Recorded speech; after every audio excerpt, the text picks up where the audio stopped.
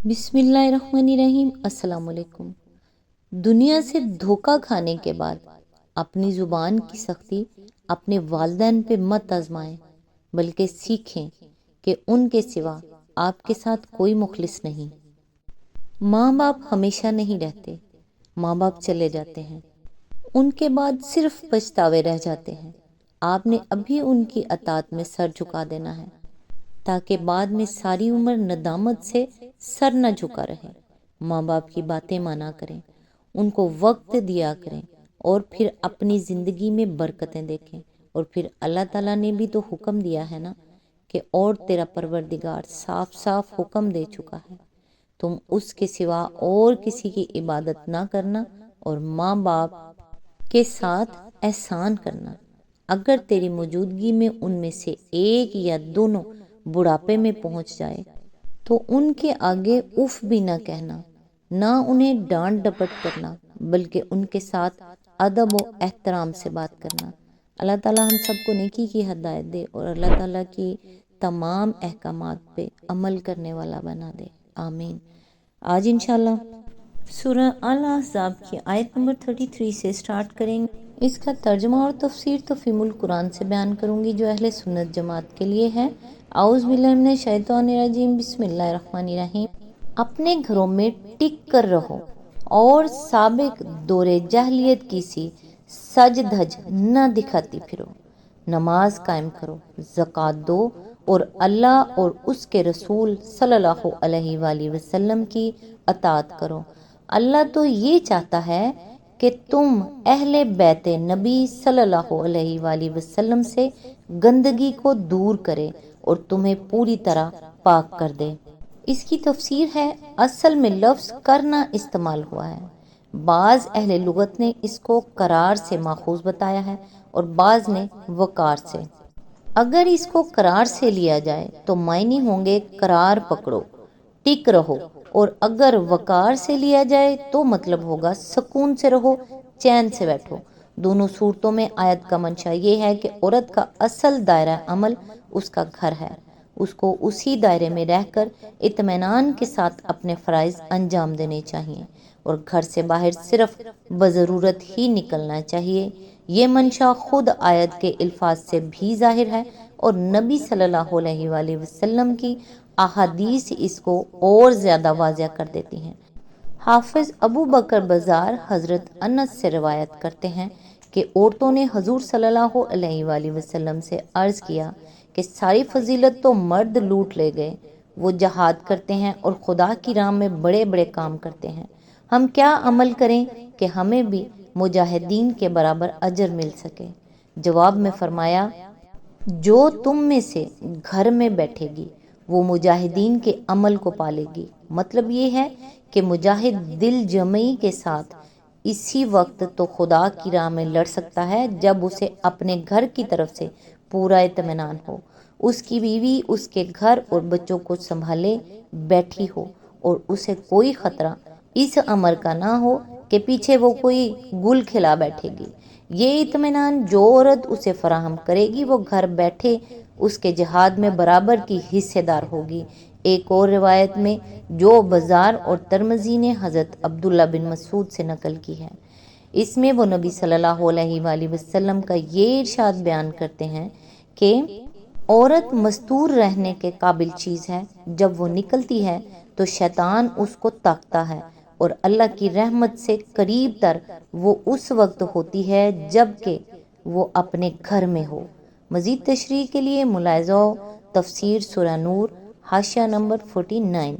قرآن مجید کے اس صاف اور صریح حکم کی موجودگی میں اس بات کی آخر کیا گنجائش ہے کہ مسلمان عورتیں کونسلوں اور پارلیمنٹوں کی ممبر بنیں، بیرون خانہ کی سوشل سرگرمیوں میں دوڑتی پھریں، سرکاری دفتروں میں مردوں کے ساتھ کام کریں، کالجوں میں لڑکیوں کے ساتھ تعلیم پائیں، مردانہ ہسپتالوں میں نرسنگ کی خدمت انجام دیں، ہوائی جہازوں اور ریل کاروں میں مسافر نوازی کے لیے استعمال کی جائیں اور تعلیم و تربیت کے لیے امریکہ انگلستان بھیجی جائیں۔ معذرت کے ساتھ یہ تفسیر میری تو نہیں ہے، بہرحال یہ تفسیر جناب مولانا مودودی صاحب کی ہے۔ تو جیسے انہوں نے فرمایا ہے، میں لفظ ب لفظ ویسے ہی آپ لوگوں کو بتا رہی ہوں۔ عورت کے بیرون خانہ سرگرمیوں کے جواز میں بڑی سے بڑی دلیل جو پیش کی جاتی ہے وہ یہ ہے کہ حضرت عائشہ نے جنگ جمل میں حصہ لیا تھا، لیکن یہ استدلال جو لوگ پیش کرتے ہیں انہیں شاید معلوم نہیں ہے کہ خود حضرت عائشہ کا اپنا خیال اس باب میں کیا تھا۔ عبداللہ بن احمد بن حنبل نے زوائد الزہد میں اور ابن المنذر، ابن ابی شیبہ اور ابن سعد نے اپنی کتابوں میں مسروق کی روایت نقل کی ہے کہ حضرت عائشہ جب تلاوت قرآن کرتے ہوئے اس آیت وَقَرْنَ فِي بُيُوتِكُنَّ پر پہنچتی تھیں تو بے اختیار رو پڑتی تھی، یہاں تک کہ ان کا دوپٹہ بھیگ جاتا تھا، کیونکہ اس پر انہیں اپنی وہ غلطی یاد آ جاتی تھی جو ان سے جنگ جمل میں ہوئی تھی۔ آیت میں لفظ ہے سج دھج نہ دکھاتی پھرو۔ اس آیت میں دو اہم الفاظ استعمال کیے گئے ہیں جن کا سمجھنا آیت کے منشا کو سمجھنے کے لیے ضروری ہے۔ ایک تبرج، دوسرے جاہلیت اولا۔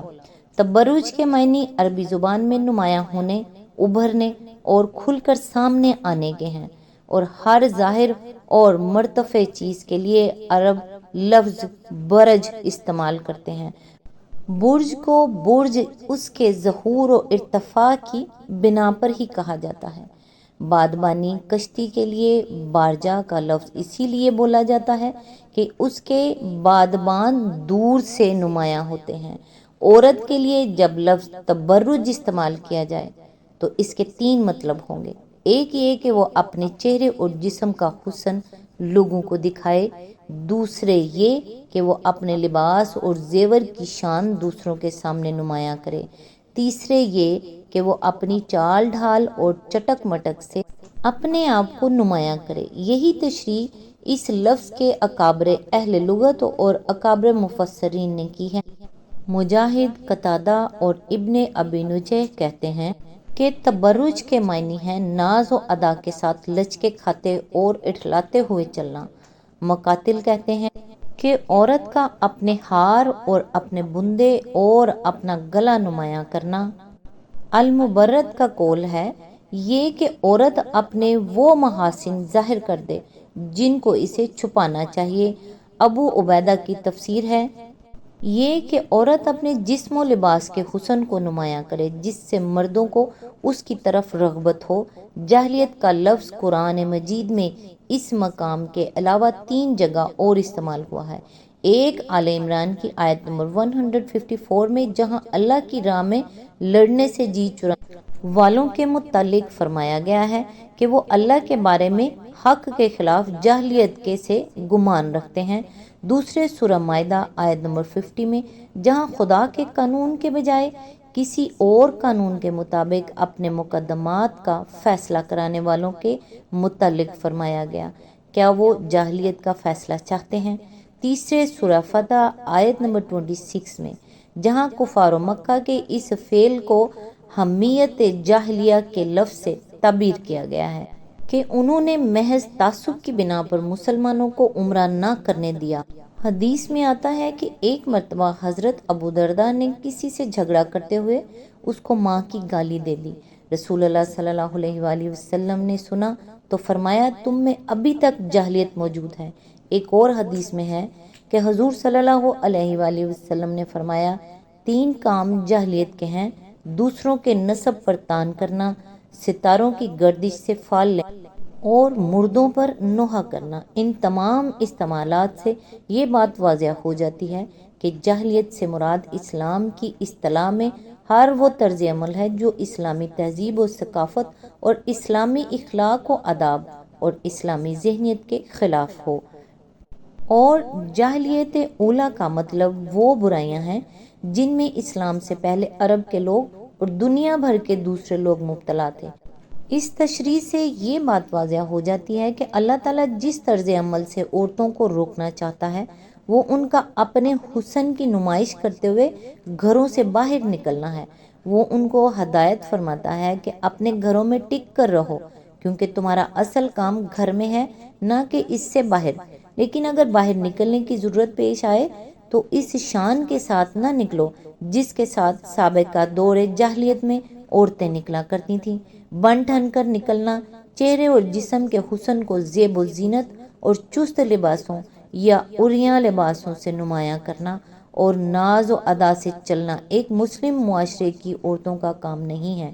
یہ جاہلیت کے طور طریقے ہیں جو اسلام میں نہیں چل سکتے۔ اب یہ بات ہر شخص خود دیکھ سکتا ہے کہ جو ثقافت ہمارے ہاں رائج کی جا رہی ہے وہ قرآن کی روح سے اسلام کی ثقافت ہے یا جاہلیت کی ثقافت۔ البتہ اگر کوئی اور قرآن ہمارے کار فرماؤں کے پاس آ گیا ہے جس سے اسلام کی یہ نئی روح نکال کر مسلمانوں میں پھیلائی جا رہی ہے تو بات دوسری ہے۔ اس آیت کی تفسیر تھوڑی لمبی ہے، لہٰذا آج بس یہیں تک۔ نیکسٹ انشاءاللہ یہیں سے سلسلہ سٹارٹ کریں گے جہاں سے ٹوٹ رہا ہے۔ تب تک کے لیے دعاؤں میں یاد رکھیے گا۔ اللہ حافظ۔